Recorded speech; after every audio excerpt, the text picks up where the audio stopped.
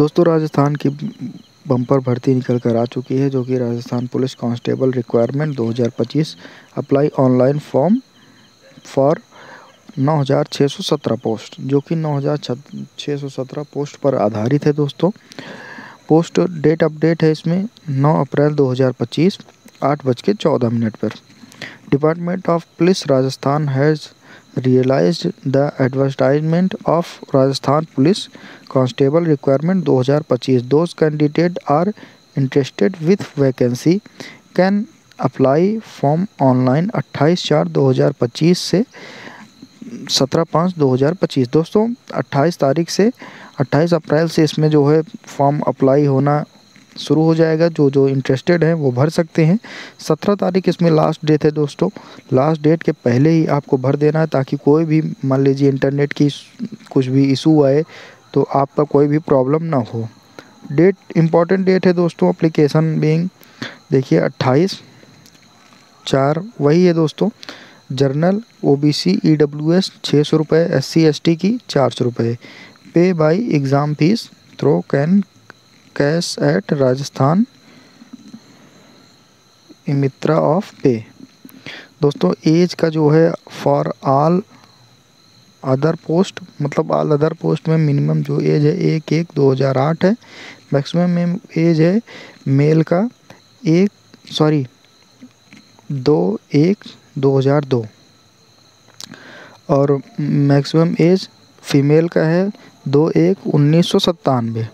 Driver post पर जो है दोस्तों minimum age 1/1/2008, maximum age 1/2/1/1999 male का, 1994 फीमेल का है। तो देखिए इसमें राजस्थान पुलिस कांस्टेबल 9,617 पोस्ट है।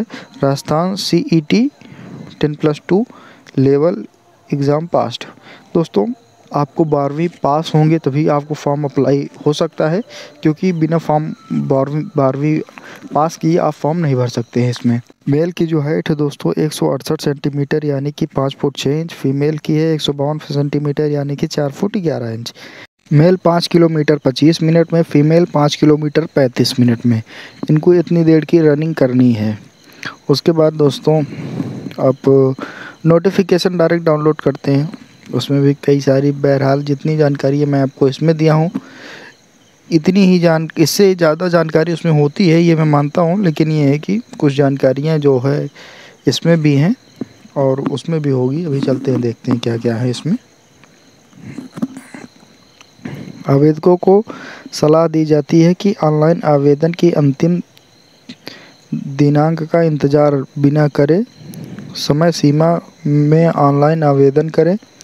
दोस्तों समय सीमा इसमें देखिए 18/5/2025 से 20/5/2025 जो दी हुई है, ये है आपकी संशोधन की। अगर आपके फॉर्म में कोई किसी भी तरह की दिक्कत हो जाती है, जैसे नाम में कुछ गड़बड़ी आपने लिख दी या फिर किसी भी चीज़ में अब अगर आपने कुछ भी गड़बड़ी कर दी है, तो आप इसको 18 से 20 के बीच में सही कर सकते हैं, जिसमें आपका जो है जो शुल्क लगेगा वो 300 रुपये लगेगा। ऑनलाइन इस शुल्क को आपको जमा करना है, तभी आप संशोधन आपका पूरा होगा। या अगर आप शुल्क नहीं जमा करते हैं तो आपका संशोधन अधूरा रह जाएगा। इसकी प्रॉब्लम आपको जब पेपर देने जाएंगे तब हो सकती है, क्योंकि हर चीज़ को मैच कर ही वहाँ पर आपका पेपर देने दिया जाएगा। जैसे आधार कार्ड से हर चीज़ आपकी मिलनी जुलनी चाहिए, तो बिना मैच किए जैसे अगर आपका नाम गलत होगा तो वहाँ आपको रिजेक्ट कर दिया जाएगा, निकाल दिया जाएगा। तो 300 रुपये के लिए दोस्तों मत रुकिएगा। या दोस्तों आप इसमें ये भी देखिए कि अगर अन्य कोई भी वेबसाइट आपको ऐसा करने के लिए कह रही है तो इन सब चीज़ों पर ध्यान न दें, क्योंकि यह फर्जी होती है। बस इसी कारण से चलते हैं ऊपर, अब देखते हैं आगे क्या है। ऑनलाइन आवेदन करने के लिए अभ्यर्थी को ऑनलाइन पोर्टल। दोस्तों देखिए राजस्थान की जो पोर्टल है उस पर भी आप ऑनलाइन कर सकते हैं, ये दिया हुआ है, इसमें कोई शक नहीं है, कोई भी आपको दिक्कत नहीं होगी। यदि अभ्यर्थी द्वारा OTR का पंजीकरण शुल्क जमा नहीं किया गया है तो अन्यथा अभ्यर्थी को सर्वप्रथम OTR टैब पर अपनी कैटेगरी व गृह राज्य का विवरण दर्ज करने शुल्क भुगतान करना होगा। तो दोस्तों अगर आपकी जो है शुल्क नहीं जमा है तो आप इसमें जमा कर दीजिएगा, नहीं तो नहीं होगा, भुगतान करना होगा। ऑनलाइन आवेदन के अभ्यर्थी OTR के समय भरी कैटेगरी इसकी स्थिति वह गृह राज्य के अनुरूप ही ऑप्शन भरने हेतु मिलेंगे। दोस्तों इसमें आपको ऑप्शन मिलेगा, जो आप हो वही क्लिक करना, अन्यथा दूसरा ना क्लिक करना, क्योंकि रजिस्ट्रेशन एक बार हो जाएगा तो दोबारा नहीं होगा। फॉर्म जैसे आप अप्लाई कर देते हैं तो वो करेक्शन डेट 18 से 20 तारीख की है, उसमें आप कर सकते हो। लेकिन 18 से 20 जो है इसमें देखिए मई लिखा हुआ था, लेकिन इसमें ये आप ध्यान दीजिएगा 3 दिन का मौका मिलेगा आपको, ये आप सही कर लीजिएगा। लेकिन अगर आप रजिस्ट्रेशन में कोई गलती कर देते हैं तो संशोधन नहीं होगा दोस्तों। ये देखिए सिस्टम द्वारा CET का डाटा वेरीफाई किया जाएगा। वेरीफाई हो जाने की स्थिति आवेदन पत्र खुलेगा। दोस्तों जब तक आपका वेरीफाई नहीं हो जाता है रजिस्ट्रेशन, तब तक आपका आवेदन पत्र नहीं खुलेगा, मतलब तब तक आप फॉर्म को अप्लाई नहीं कर सकते हैं। चलते हैं दूसरे पेज पर, देखते हैं उसमें क्या क्या है। अभ्यर्थी दोस्तों अगर जो आप करते हैं रजिस्ट्रेशन, उसका आपको प्रिंट निकाल लेना है, क्योंकि उसमें रजिस्ट्रेशन नंबर वगैरह सब कुछ दिया रहता है। अभ्यर्थी एक बारी पंजीयन शुल्क का भुगतान आवेदन की अंतिम तिथि के पूर्व सुनिश्चित करें। दोस्तों आपका जो है भुगतान वो डेट जाने से पहले ही आपको कंप्लीट कर देना है, नहीं तो आपको प्रॉब्लम होगी। फॉर्म फिल किए फिर कोई मतलब नहीं होगा। आवेदन अपने स्वयं का ही नंबर एवं ईमेल ID दर्ज करें तथा इसे नहीं बदले। दोस्तों जो आप ईमेल ID और नंबर से अपना रजिस्ट्रेशन और फॉर्म फिल करते हैं उसको चेंज मत करिएगा, क्योंकि अगर आप चेंज कर देते हैं तो फिर जो भी नोटिफिकेशन आपको आएगी राजस्थान पुलिस के डिपार्टमेंट से, वो आपके पास तक पहुंच नहीं पाएगी, तो आपको जानकारी नहीं मिल सकेगी। इस वजह से इसमें देखिए दिया गया है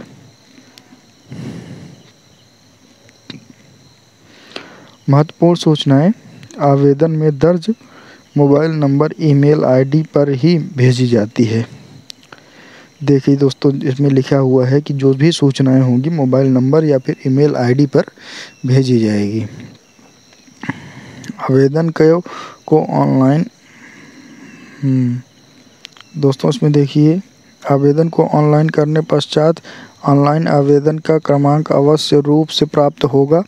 यदि आवेदन पत्र एप्लीकेशन ID अंकित या प्राप्त नहीं हुई है तो इसका अर्थ है उसका आवेदन पत्र स्वीकार नहीं हुआ है। आवेदन पत्र के प्रीवियस को आवेदन का सबमिट होना नहीं माना जाएगा। दोस्तों जब तक आपका एप्लीकेशन कार्ड ID नहीं मिल जाती है तब तक आपका समझ लीजिए कि आवेदन नहीं हुआ है।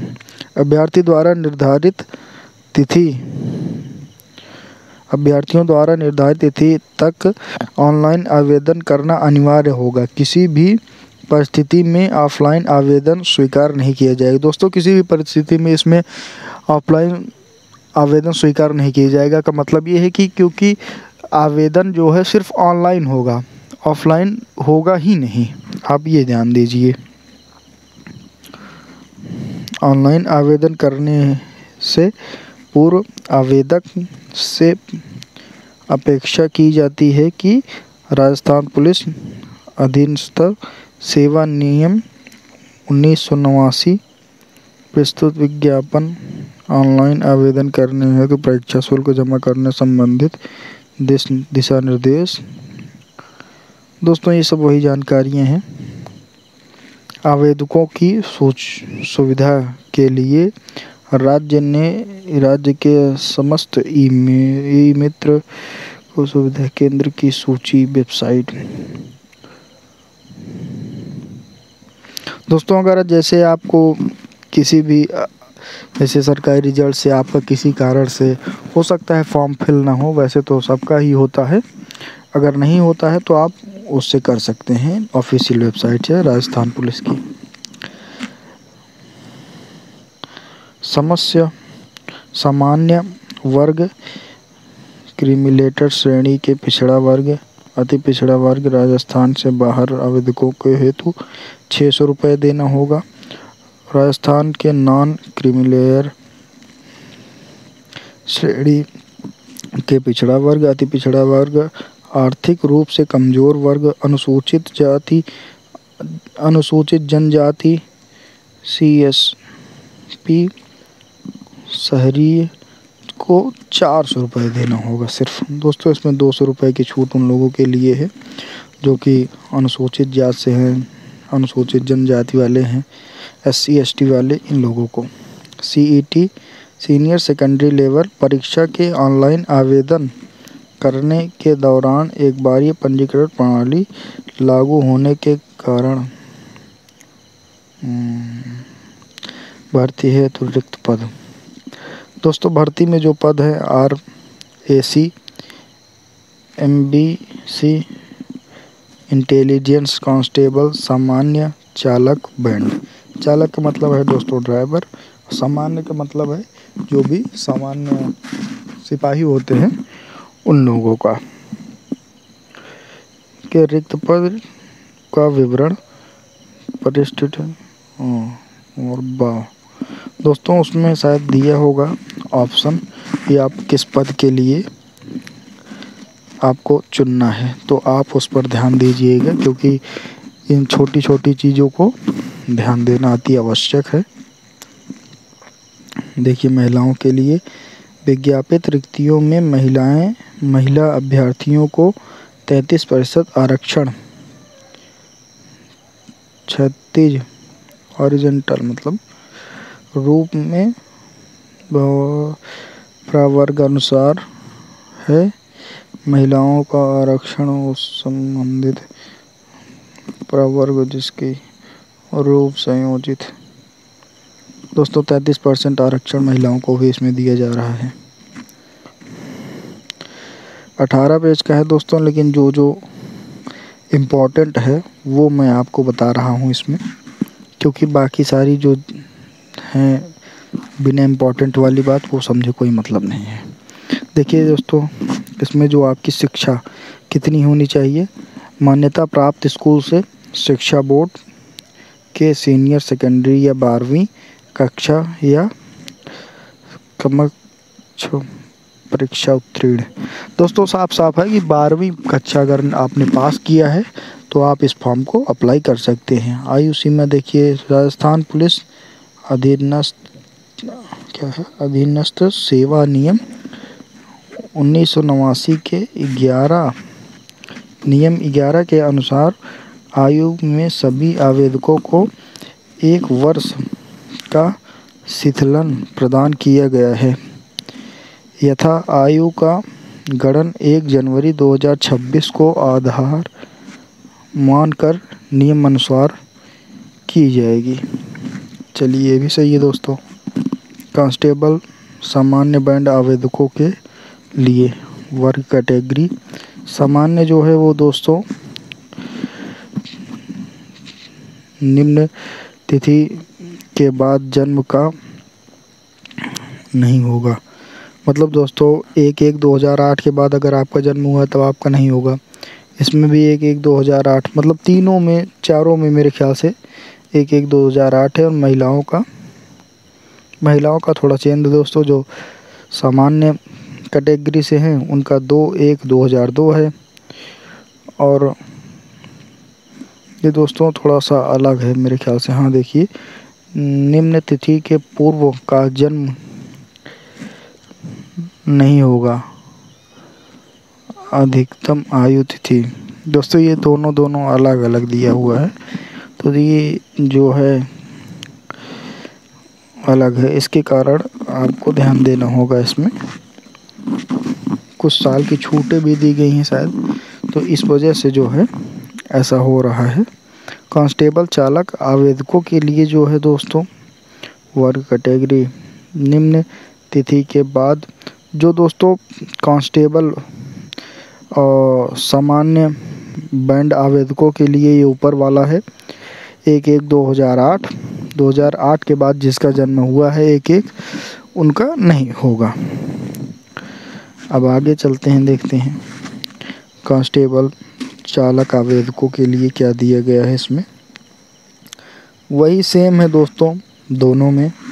देखिए सामान्य में 1/1/2008 है पुरुष और महिला में, इसमें इनमें थोड़ा डिफरेंस है लेकिन वही है सब कुछ।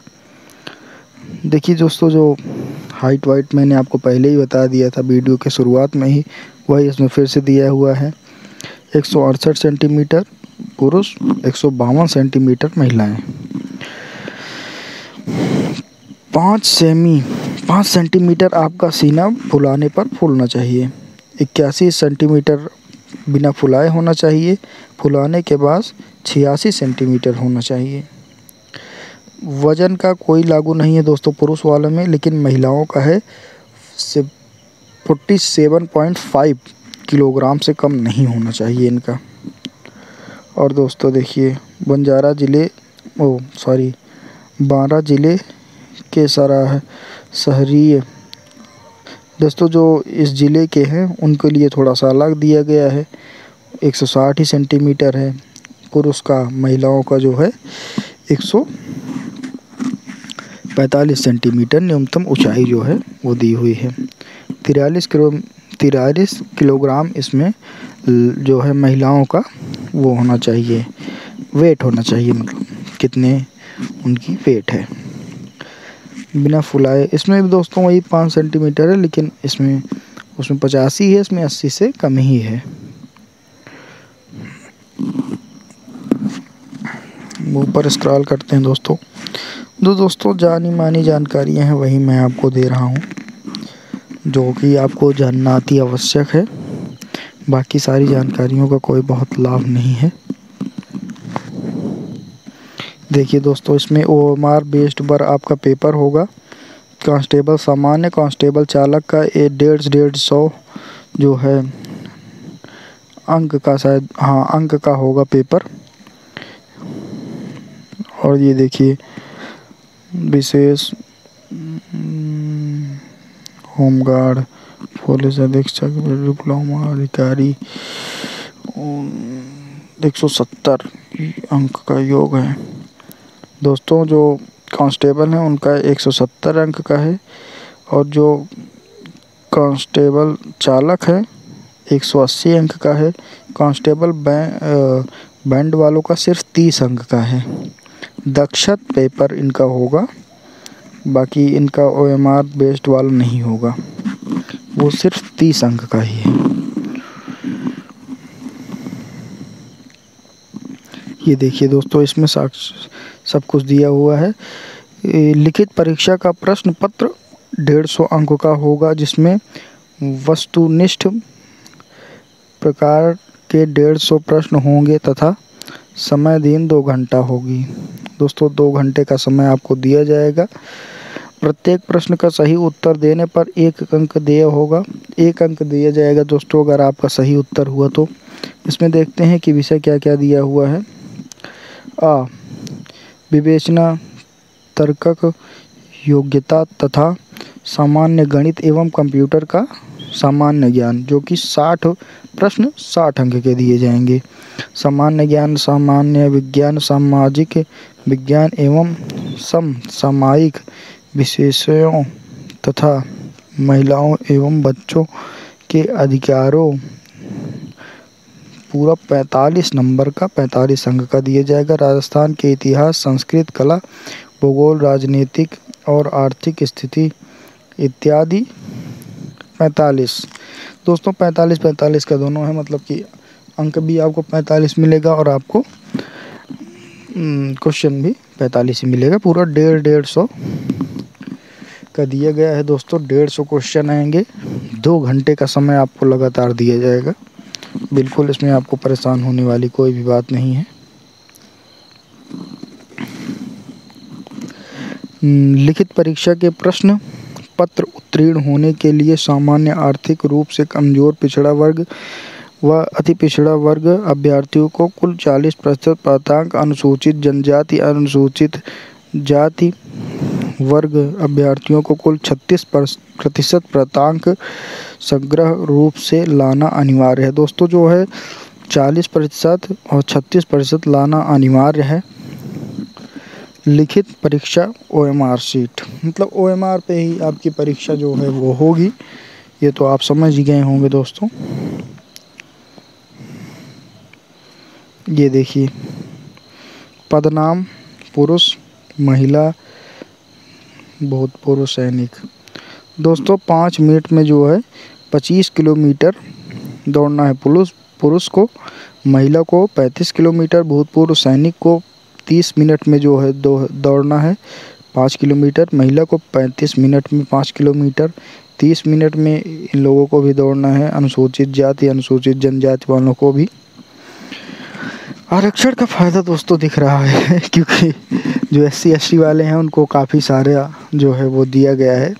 SC ST वालों को 35% अगर उनका आ जाता है प्राप्तांक तो उनको जो है इसमें मिल जाएगी नौकरी। अब देखिए दोस्तों, NCC का CBA प्रमाण पत्र जिनके पास है उनको 10, 8, 6 अंक मिल जाएंगे। होमगार्ड जो 3 वर्ष, 2 वर्ष, 1 वर्ष सेवा दिए हैं उनको 10, 8, 6 अंक मिल जाएंगे। अगर वो दिए हैं तो सबसे ज़्यादा 3 साल जो दिया है उसको 10 अंक। और इसमें देखिए, पुलिस संबंधित विषयों में डिप्लोमा उपाधि प्राप्त अभ्यर्थी, देखिए MA MSc दोस्तों, इसमें तो काफ़ी सारी है। साइबर सुरक्षा एवं सबसे इससे संबंधित विषय 10 नंबर, उपरोक्त विषयों में डिप्लोमा प्राप्त 6 नंबर, सिक्योरिटी मैनेजमेंट व सोशल साइंस और BA मतलब 8 नंबर, LLB की उपाधि 8 नंबर। BLLB अगर कोई किया है तो उसको 8 नंबर इसमें भी मिलेगा, क्योंकि ला की सारी जानकारियाँ दोस्तों दी हुई होती हैं उसमें, इस वजह से शायद दिया जाता है।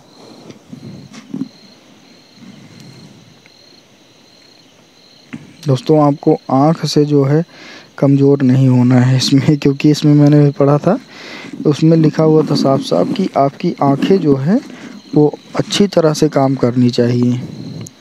बिना ये सब देखिए दोस्तों, भर्ती का वो दिया गया है कि किस ज़िले में कितनी भर्तियाँ किसको किसको मिलेंगी। तो दोस्तों अगर वीडियो अच्छी लगी हो तो चैनल को ज़रूर सब्सक्राइब करें, वीडियो को लाइक करें, ज़्यादा लोगों को शेयर करें। मिलते हैं अगली वीडियो में, तब तक के लिए धन्यवाद।